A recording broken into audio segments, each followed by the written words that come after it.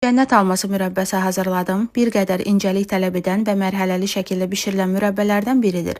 Alma susuz meyvədir, ona görə şərbətin suyunu düzgün götürmək vacibdir.